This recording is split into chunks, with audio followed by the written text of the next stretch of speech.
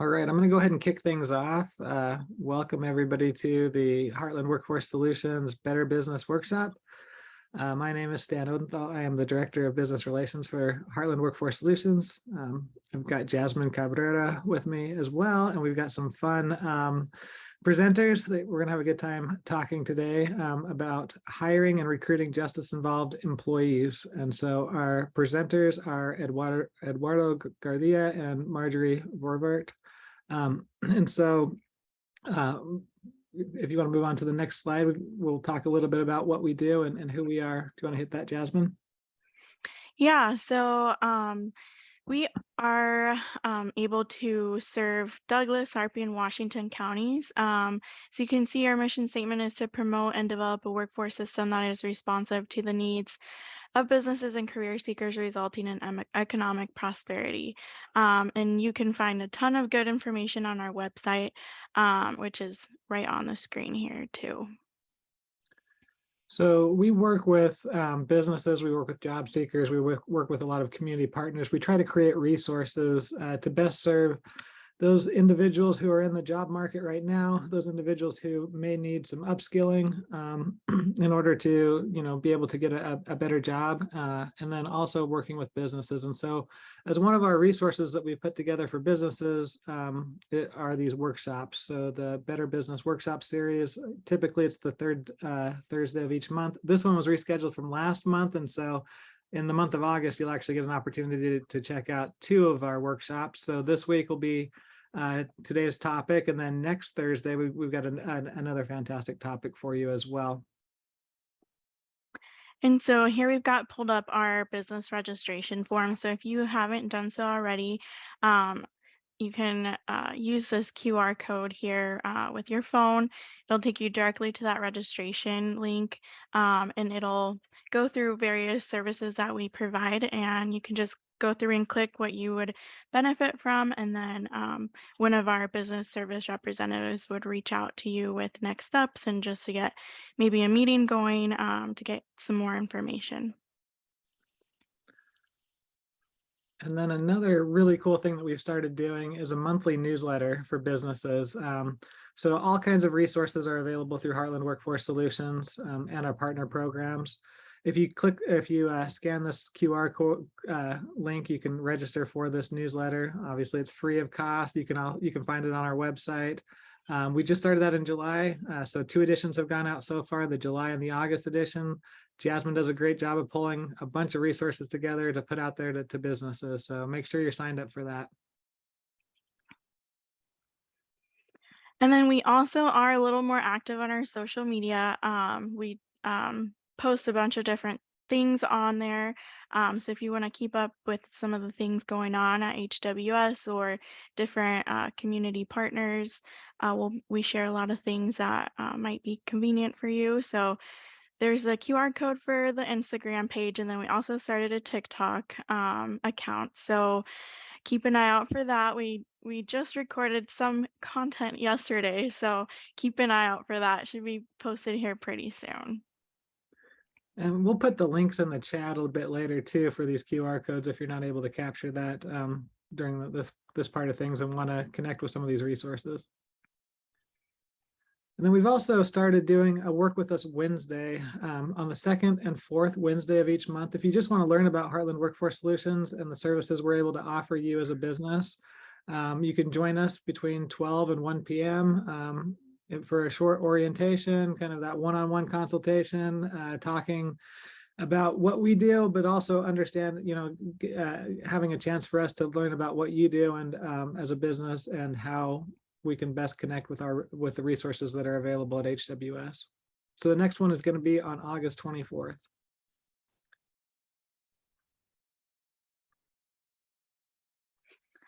And then this last page is just, where you can find us. This is our address and our website address, and then another link for that business registration.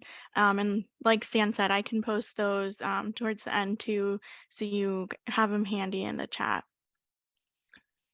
All right, and then before we kick things over to our presenters, we wanted to highlight that next week we do have a topic related to benefits and as well as salaries.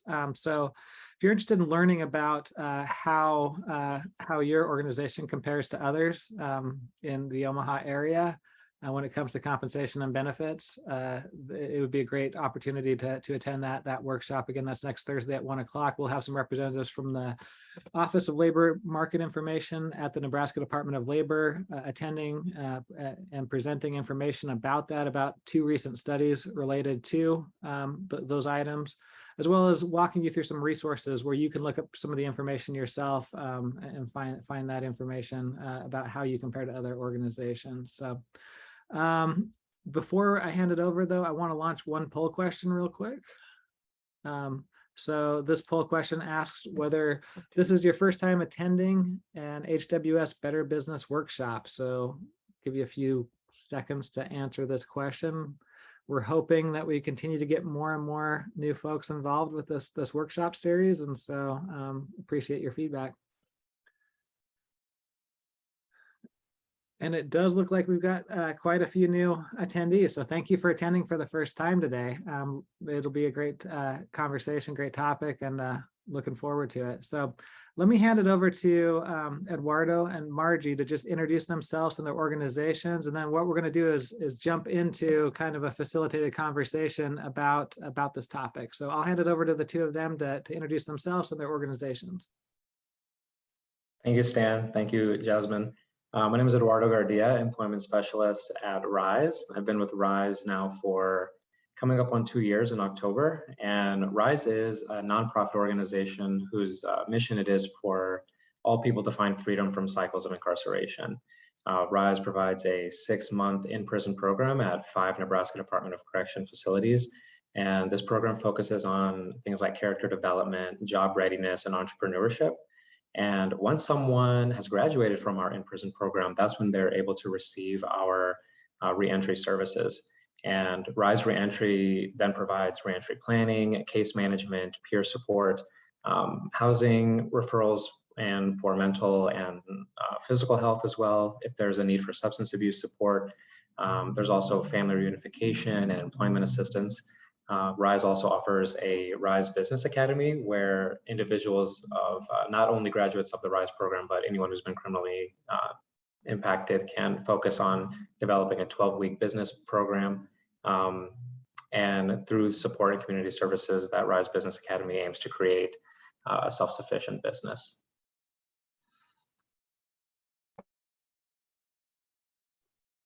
Hi, thanks guys. I'm Marjori Voorvart. I'm the Life Employment Specialist with Metro Community College's 180 RAP.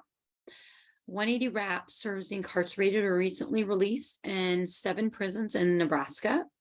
Our goal is to help anyone that has any kind of criminal history move forward in a healthy, positive manner, whether that be education, employment, peer support, basic necessities that are needed, whether that's food, clothing, anything you can think of. 180 RAP's here to help them move towards that goal.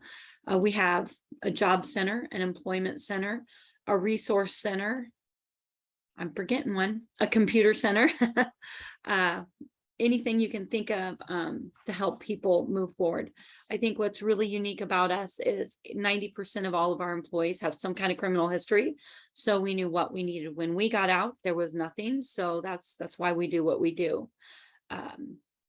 We don't have an actual program where people have to go through certain steps because we feel everybody's individual, everybody's unique, everyone needs different things to make them successful, whether that be education, maybe that's just a forklift training class, maybe that's just a digital literacy class, maybe that's an associate's degree. Everyone's unique and everyone's different. So we gear our program to help people as individuals.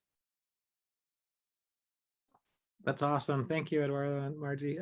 So, I want to make sure that everybody has a chance to ask questions along with us today. We've got some great questions for these panelists, but anyone who is attending this webinar, feel free to connect with us one of 3 different ways here. You can either raise your hand and we can unmute you to ask the question. You can put something in the chat, or there's actually a Q&A feature at the bottom of your screen that you can enter a question. And so as things come up, feel free to ask questions, and we'll make sure that to get those answers for you when we have the experts here. So to kick things off, I'll start with a question.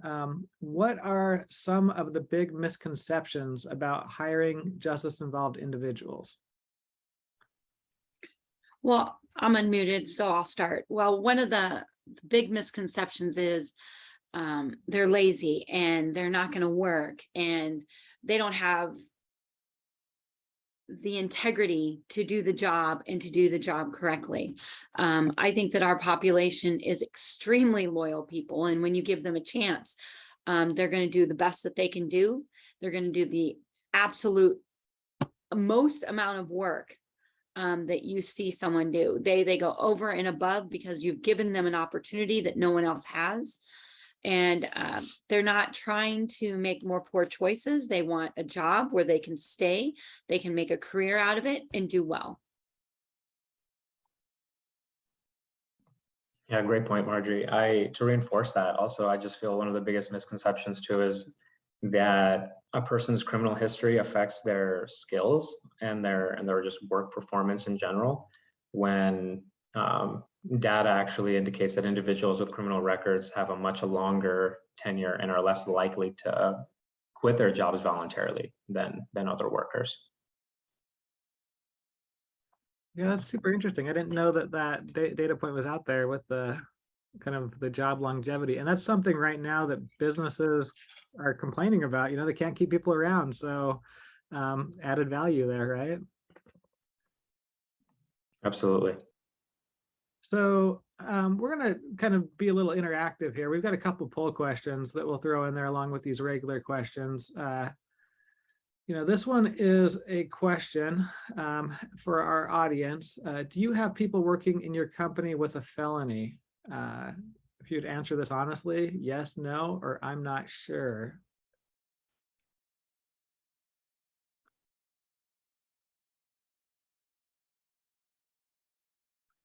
Okay, a couple more seconds and I'll end the poll.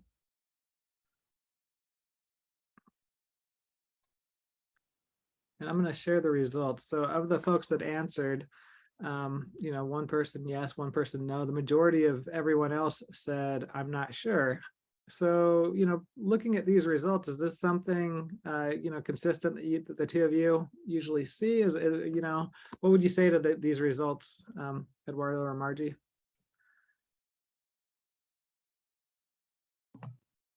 I'll say this right on track about with what we see. I would say depending by industry, some people are going to be more aware of their coworkers' backgrounds. Some employers are a little bit more background friendly than others. So I feel like the majority of them kind of maybe assume, or if not know, that their colleagues are going through reentry or have experienced a felony in the past. One thing that I would add, though, is interesting when you do encounter employers that are progressive with the knowledge of letting their employees know whether or not their colleagues have a felony background. And so it seems like it becomes less and less scary, if you will, for people that are unfamiliar with working with individuals navigating their reentry who have felony backgrounds. If you make it more open and available and make it more common knowledge, then it becomes a little less scary for everyone else. And so as leadership on down, you can then begin to cultivate that culture, the more people that know that their company is background friendly. I don't know about you, Eduardo, but I know Metro Community College hires felons. I'm a convicted felon. I made poor choices when I was younger. It is what it is. However, I don't live that lifestyle anymore. And I know that they don't hide it, that they hire felons, but due to HIPAA and FERBA and all the others, for us, it's FERBA. They can't tell people. You can't say, oh, that one's a felon and that one's it's not ethical. They can't do that. But why should it matter? As long as I'm doing my job, I'm going to work every day and I'm showing up and suiting up and And I do a pretty good job. I'm going to pat myself. I do the best that I can every day. And why should it matter whether I have a criminal history or not? Great point. Yeah, and we've got a really good question in the Q&A here, but it also aligns with a polling question that I wanted to ask too. And this is related to just, not necessarily entry-level positions, but leadership positions within your organization. And so, do you have people working in your company in leadership positions with a felony?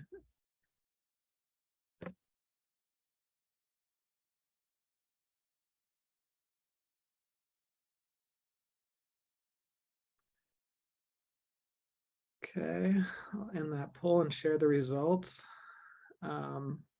Yeah, pretty similar to the last result. A couple more no answers, but most people not sure.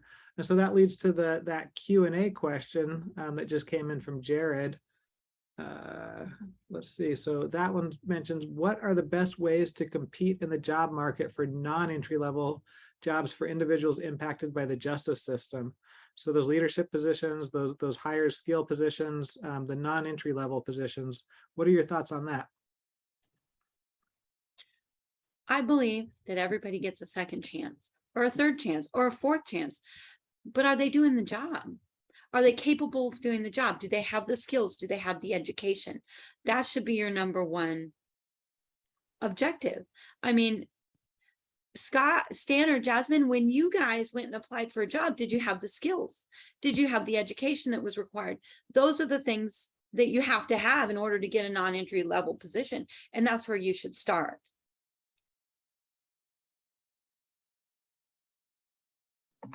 Whoopsie, mute button got the best of me there.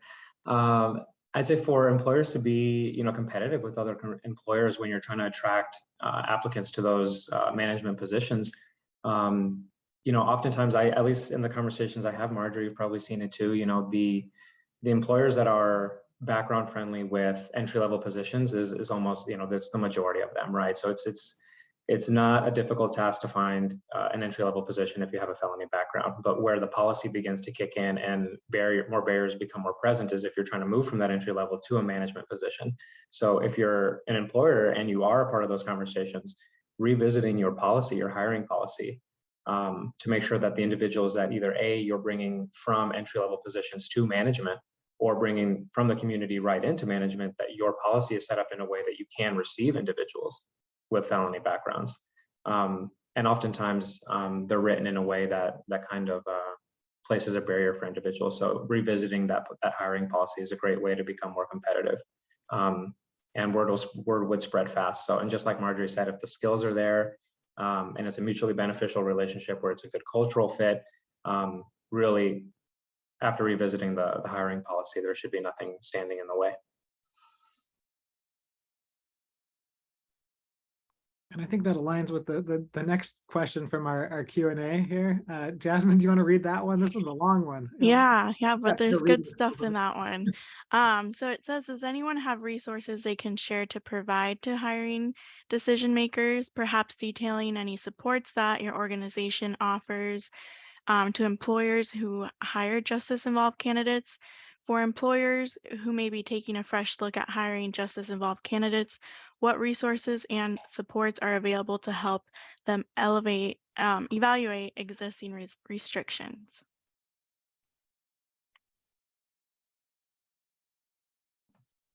I know in some of the conversations we have, I speak a lot about empathetic interviewing. And so there's a large educational component when it comes to working with and also hiring individuals with criminal backgrounds. I feel like it's one thing to want to attract new applicants, which could apply to any business, whether you're wanting to hire people with felony backgrounds or not. What is and how is the company culture set up, and is it set up in a way that leads to retention? And that's just, I believe, to be a fundamental principle, whether you're hiring people with felony backgrounds or not. And so empathetically interviewing is, the way that I see it, is viewing an individual for who they are right now and taking into account, like Marjori said, like each individual on a case-by-case basis and learning where they're from, where they're at right now, and possibly where they're going. And I feel that through the empathetic interviewing, HR and management roles can really learn more about the individuals that they're attempting to hire, and ultimately get a better idea of how they can shape their culture through the empathetic interviewing. One of the resources, or at least the idea that I try to push as well, is just seeking to educate yourself as an employer as well. I feel like with any group of people that you're wanting to attract and eventually retain in your organization, education in who you're trying to attract goes a long way, and seeing the barriers that people actually go through, and asking yourself as an employer, in what ways can I be flexible, in what ways can I be supportive. And so I feel like as a support that Rise offers, I just try to have these conversations with every employer that I have. How about you, Marjori?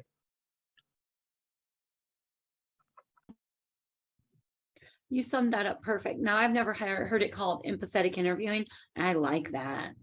I try to sit down with the employers as well, and we really discuss with them what our population brings to the table, what we can do for them, because really that's all the employer wants. What are they going to do for me? And it's really important that we stress how loyal, willing to work hard, willing to get the education, how willing our population is in order to get them to revisit their hiring restrictions. And of course, some companies are always going to have some restrictions. And I also never send someone that has auto theft from 20 years ago to the car dealership. I mean, so you got to really think hard and work hard with the individual that's applying as well as the company. And I think that I just really like that empathetic interviewing. I'm going to remember that one, Eduardo. I might even use that. Steal it, take it. Steal it. We've got a couple more questions in the chat. So do you recommend that folks volunteer their criminal background information or wait to see if it becomes relevant? I'm guessing during the interviewing process and all of that. I preach transparency. Now, I'm not saying you start the conversation with, hey, I was convicted with robbery and this and that. That's not what I suggest you start the conversation with. We really work hard on with our people to do mock interviews, to talk about how you should address your criminal history, how you can do it in a positive, productive manner. But transparency is the key. And I also use the same analogy when my children were little and they came and told me, Mom, I messed up. It was so much better than hearing it from the neighbor. And if you can tell the employer, hey, this is what I did, but here is where I am now. It's the same thing. And if they hear it from you, it's a lot better than hearing it from the background check or it just is better. Yeah, I would second that. I would also would encourage employers to not focus on the actual crime, but focus on, like Marjori said, where I feel like initially, yes, it gets brought up in the way of this is where I've been and this is what I've done, but where employers should motivate themselves to focus on is where they're at now, and also where this individual is planning to go. That to me, and in the conversations we've all seemed to have had, is that seems to be hold more weight with an employer than the one incident that happened last year, 5 years, 10 years ago.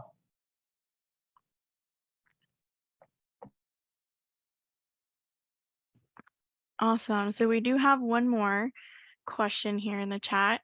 Do you have policy resources on how to specify background check, so in quotation marks, hard stops versus passing criteria in order to be as open as possible about the screening process?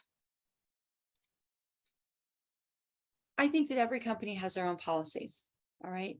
I know that Metro Community College cannot hire someone with a sexual offense. It doesn't matter the circumstances surrounding the sexual offense or some other, it just doesn't matter. They do that. It's for legal reasons. They have to protect the students.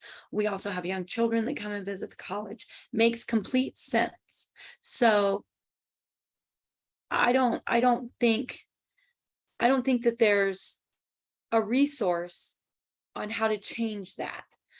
There's reasons for those policies, and sometimes they just make sense. I would agree. I feel like every industry has their own policies that they have to go by, right? So if you're even a financial institution, you're abiding by not your individual branch's policy, right? You have to abide by the federal policies in place. And if you're working in healthcare, very similar. So I would just encourage, if you're in that position, HR management, if you can be a part of those conversations to revisit that hiring policy and then also make edits, that information will come out as you begin to knock on those doors and see what changes you can make, but it is so individual. And that's why we encourage every employer to take a look at those policies and see what changes you can.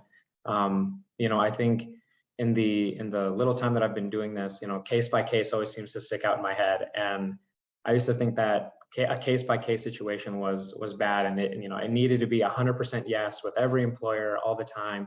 And while that would be great, maybe, but I mean, there's people's safety to consider. There are other policies to consider, and the same way that employers have to be case by case with their hiring policies, sometimes the only change we can make is on a case by case basis. So do the change that you're able to do, and if you're unable to make that, those other changes, that's okay. And that one case by case can start the avalanche. So case by case is okay. It's those little small increments that add up to big things later on. That's great. So as we're talking about this, we've got another question in the chat, but I'm going to launch a poll question that relates to this conversation topic. And so this one is, on a scale of 1 through 5, how equipped is your company to hire and retain justice-involved individuals?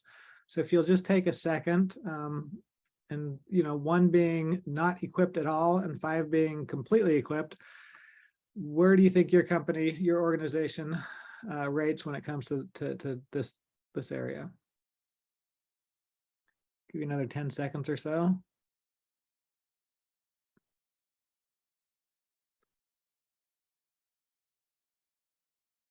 Okay, let me share the results. And the results are all over the place. So we had, every number checked by somebody. So how does this compare to most organizations, that you work with when it comes to how well they're equipped to hire individuals who have or are justice involved?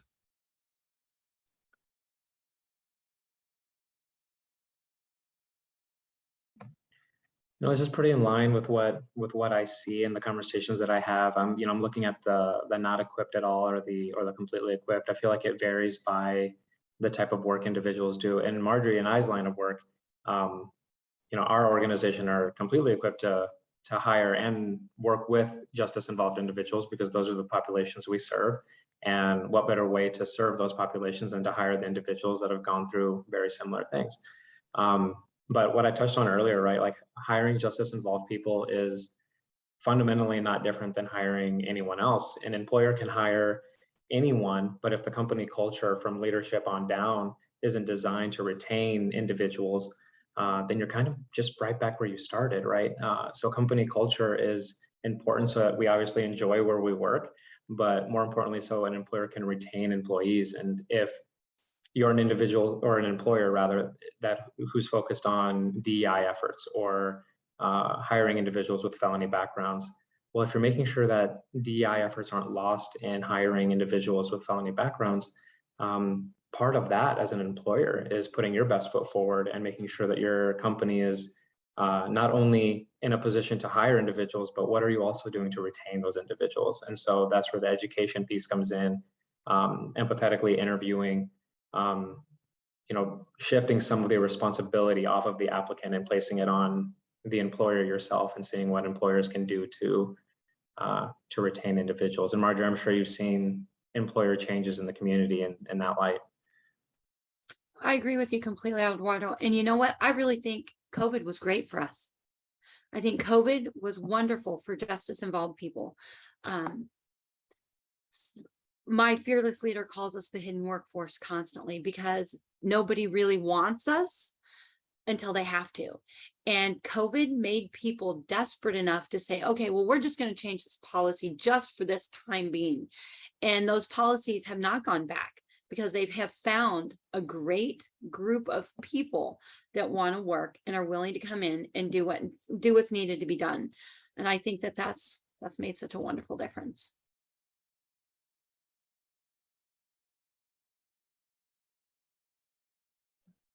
So the question that we have in the chat here in the Q&A, what about federal fidelity bond program, tax credits, and are there any concrete resources that employers can access? So just talking about resources that are out there, a federal, local, state level, whatever that might be, what resources can businesses tap into? There is a federal fidelity bond. There are tax credits. There are all kinds of concrete resources that employers can access. Hire people with a felony and you get tax breaks.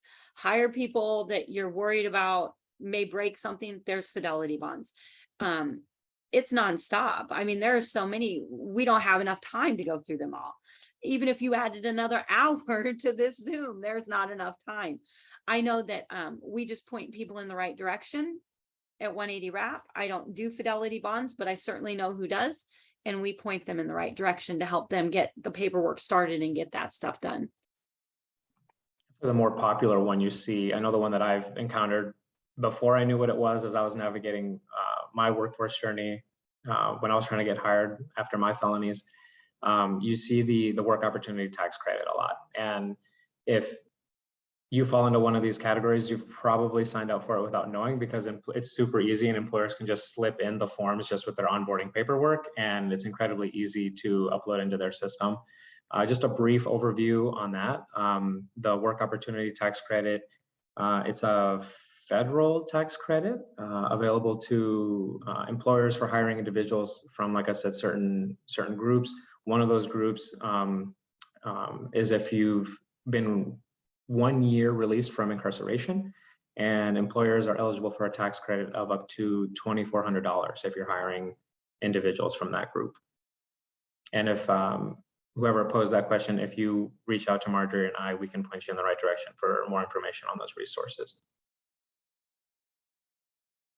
Yeah, we actually do have some information about how to connect with those resources on the HWS website under the employers tab. I'll put that link in the chat.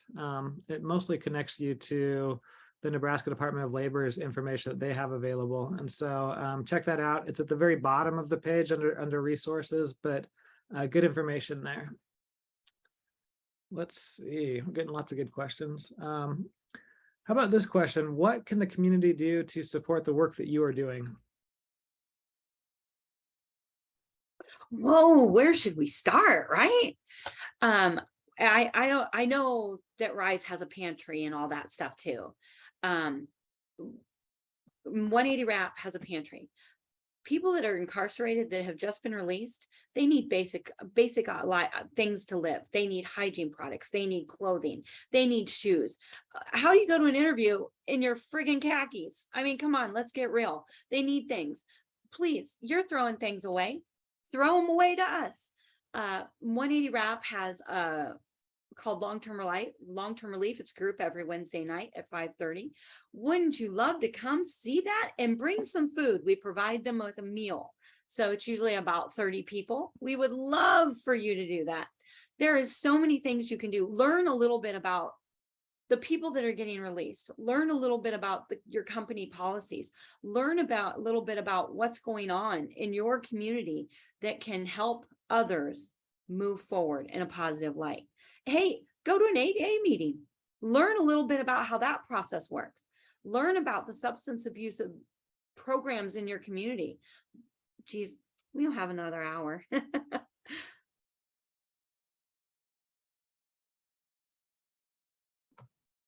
Marjorie, you summed it up so well. I would just add, volunteering is always an opportunity. Donating to our organizations, monetarily or your time. Not everyone can do it all, so either one of those buckets is great. Is a great form of support. And obviously, the reason we're all here, right? Hire individuals with felony backgrounds, and not only into entry-level positions, but into management positions. I mean, we see individuals with impeccable work experience and a professionalism that is top-notch across multiple industries, that have led project management teams, that have led marketing campaigns, advertising campaigns, that have vast professional experience. And so when we're talking about hiring individuals with felony backgrounds, it's not only onto the kill floor at an entry-level position. Some of that is also management, leadership positions. Are those positions available for your board? So the community can support the work we're doing by doing all of the above, remaining teachable and accountable to yourself, and asking yourself, where can you be flexible, and continuing to drive these conversations forward outside of your circle of friends. That's great. We had somebody raising their hand. Let's see if she still wants to ask the question. Savannah, do you have a question? I'm going to allow you to unmute yourself if you still have that question. You know, that was an accident, but I just want to say thank you so much. This has been great information. Awesome, thanks. So moving along on these questions, what are some of the best reasons to be more open to hiring individuals with background issues? What are the top 2 or 3 reasons? We mentioned, you know, the individuals tend to stick around a little bit longer. Are there other top reasons that you would highlight?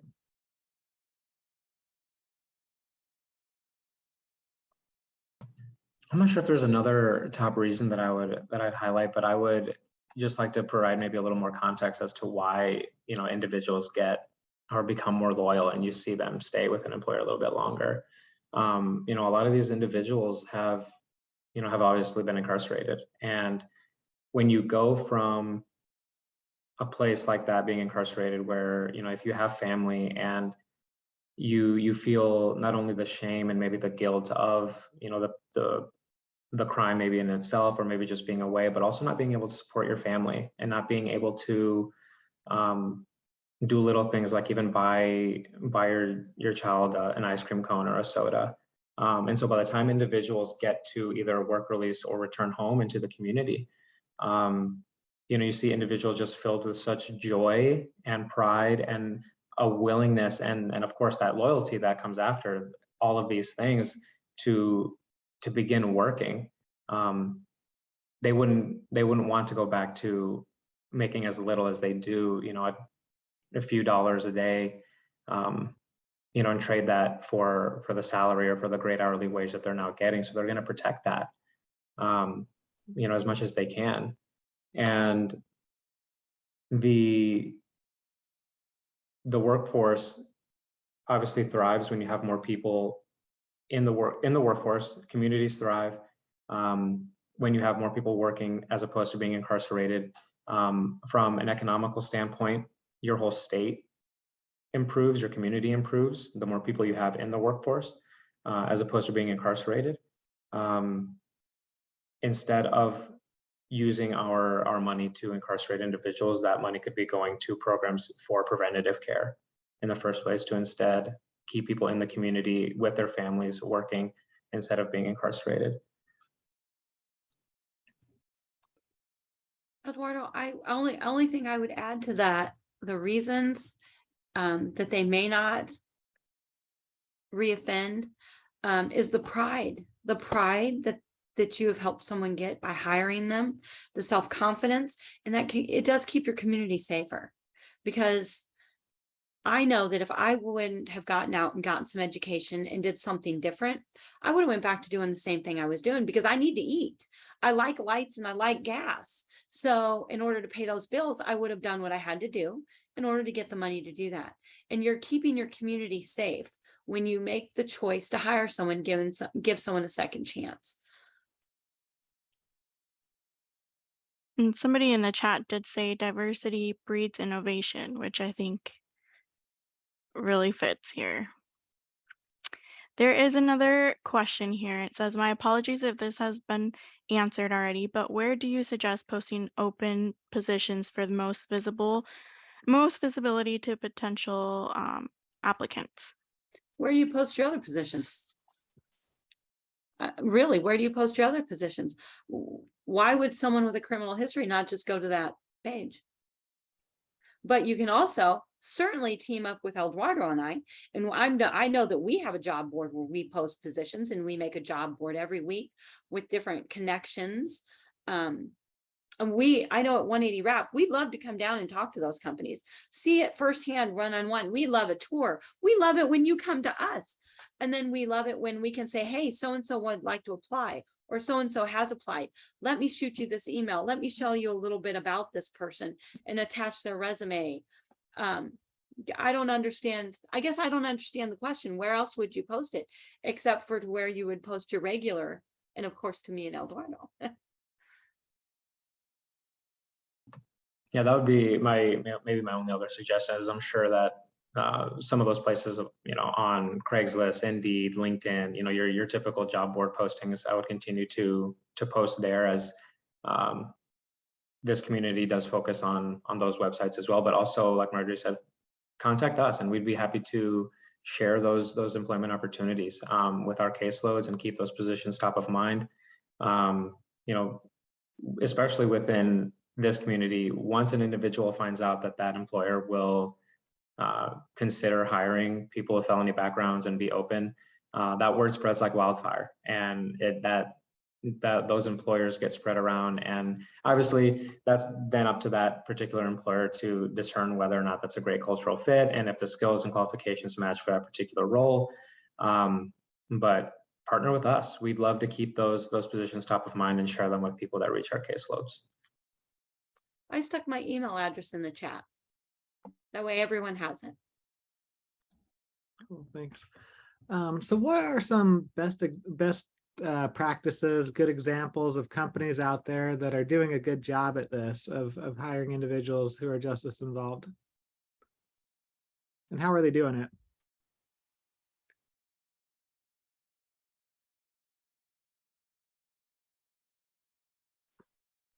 Are you asking for specific companies? Yeah, I'm just kind of curious. I mean, or you don't have to name them by name, but what are some of the best practices that are out there? If you want to name them by name, go ahead and name them. But if not, then just what are some of the best practices in hiring individuals locally that you're seeing, and how are they doing it? Well, I feel like we have a wonderful relationship with over 200 companies. So when they need people, I got several emails this morning. Hey, we need more people, Margie. Could you send me some people? So we'll make sure that we get those on those job leads that we post every single Monday. And then we work with the company individually. So John Smith has got some IT experience, and maybe they're looking for someone in IT, or maybe John Smith wants something in entry level. So we'll work with them individually to try to get them the people that they need. I'm not sure I understand the question, to be honest. I feel like every employer has a different place of where they're at. Some companies aren't so focused on culture and how they can improve their education and be flexible. They kind of know their process, and hey, this is what we do, this is what we need, these are the people that we need for the work that needs to be done, and that's sort of where they stay. But due to COVID, due to the Great Resignation that we're in, I know that we're all seeing more and more employers hiring individuals with felony backgrounds. But I think that's the minimum. So a couple of examples of employers taking what I would say appropriate steps are, companies being proactive about their education when working with justice involved people, taking the time to learn about the real barriers to not only finding employment, but all of the challenges people face when navigating their return home. Just in doing that alone, I feel like employers can really, from the conversations I've had, you can see the light bulb sort of turn on, right? Where you can see the realization of not knowing that it was really that complicated for an individual to even get to the interview, to continue to make it to work every day. And then from that point, they can understand why even the smallest pebble in that journey can cause such a downward spiral. And that's where employers need to educate themselves so that they know how to be flexible in those moments, because that little pebble affects everyone very differently. I'd also say businesses, we already touched on this, updating their hiring policy and making changes where they can. I feel like gone are the days where businesses can compare a couple of good candidates to a stack of applications.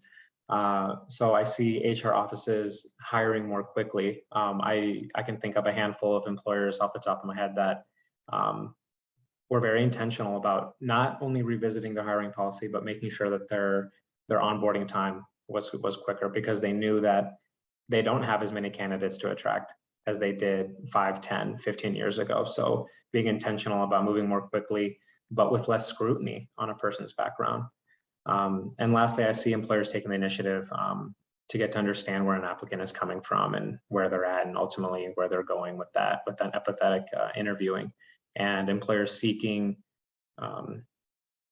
the pursuit of that education, of wanting to know how to do that and how to get away from the standard, tell me your strengths and weaknesses and tell me about a time you resolved a conflict type of interview questions. You know, really getting more towards who is this individual in front of me, and how do I get to know them, and how can I possibly provide an opportunity here? So a lot more intentionality is what I would suggest for employers if they're considering hiring people with felony backgrounds.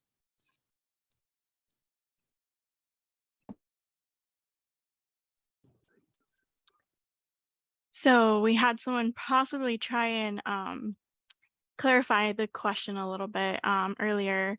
It said maybe the person meant, is there a place that we can support your candidates in an easier way? So we didn't know if maybe there's a platform or something that you guys use that's helpful.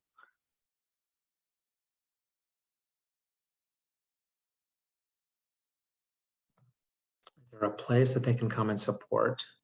Did it say the hiring of individuals or our organizations? It doesn't specify. But I wonder if they were just trying to help clarify the other question about the job postings and where to post. And I would say, when in doubt, just reach out to your community organizations, and we can find a solution. Either, you know, whether that's becoming more involved with either one of our organizations, having a conversation about how we can best support what they're working through, and then potentially getting more involved with each other from an employer organization standpoint.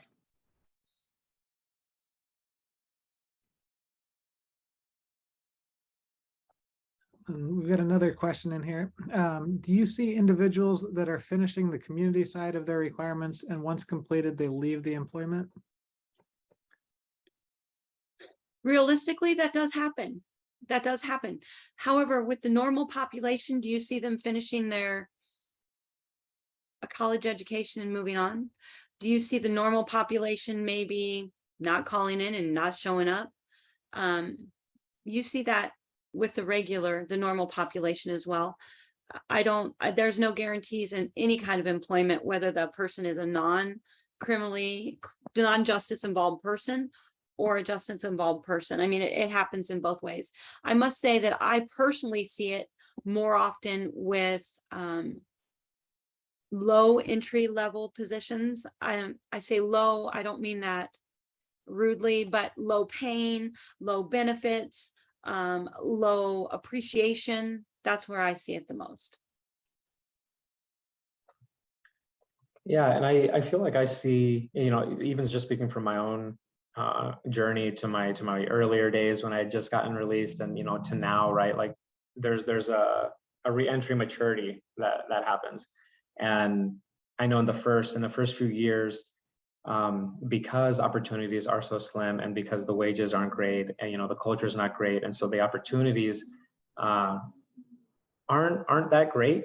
And so I know that whenever I left an employer, it was for a better opportunity. I only really left because I saw that I could get paid more for doing the same job at another company, or this company had better benefits, and at the time maybe I needed that. Maybe it's a young person who's not going to be on their parents' insurance anymore, so now they need to leave their employer to find one that has the benefits. You know, and maybe they're receiving food benefits as well. So there's so many other variables that come into play when individuals want to leave a job, as opposed to just wanting to leave because they want to leave or because they're annoyed. Now, like Marjorie said, a lot of those other issues can happen to anyone, and you're going to see that across the board. But the majority of time, from what I've seen, when individuals have felony backgrounds and they're leaving a particular employer, it's usually because there's something better on the horizon. And quite honestly, individuals with felony backgrounds need to leave the jobs to pursue those better opportunities, because if those better opportunities aren't available to them in the beginning, they can't expect to make that jump to a better position without first getting into a better position, right? So you need those resume builders, you need your career builders, and that only happens if you're continually going after better jobs. Now, that doesn't mean being a habitual job hopper by any means, Right. but you will eventually have to leave your positions to show that you've established work history, are learning new skills, and are able to progress in the direction that they want in the future. And as a company, would you consider yourself as a survival job, or would you consider yourself as a career?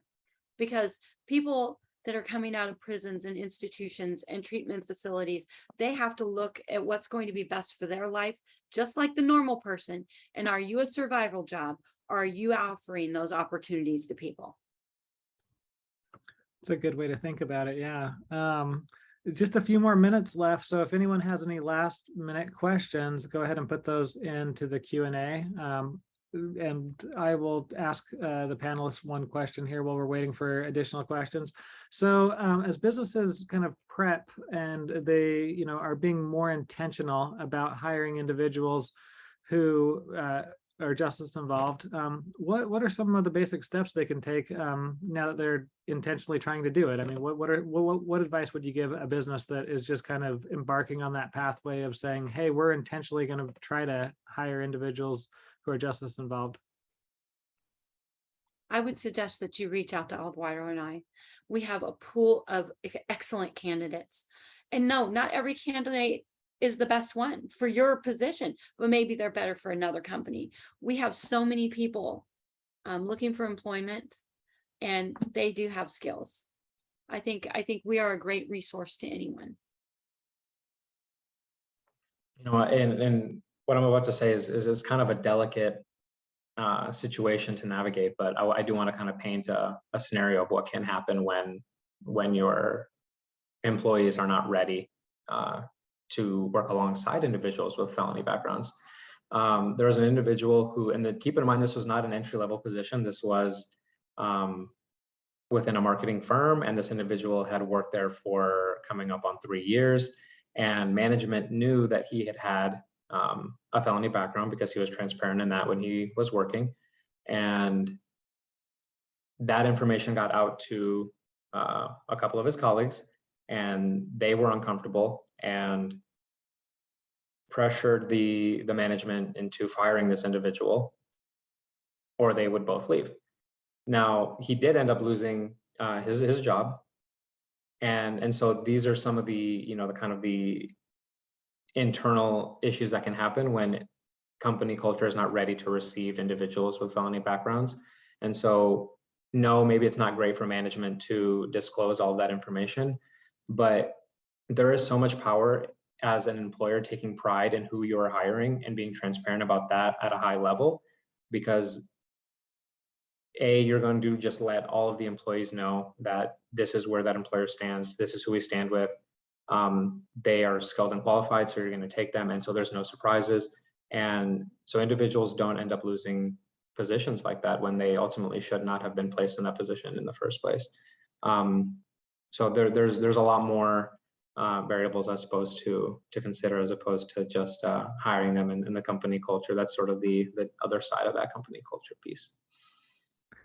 And then we've got one final question here in the chat. Have you noticed an increase in companies developing apprenticeship style models?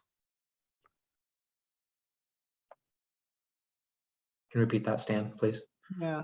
Have you noticed an increase in companies developing apprenticeship type models for training their employees? Maybe in the sense of like being adaptable to their employees. That's sort of how I'm taking that. And yeah, I have seen that a lot. I've seen, not so much of the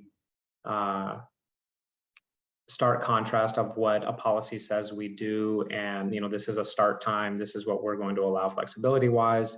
Maybe going from zero flexibility to understanding that, hey, I just hired this really great skilled individual, but she's a single parent.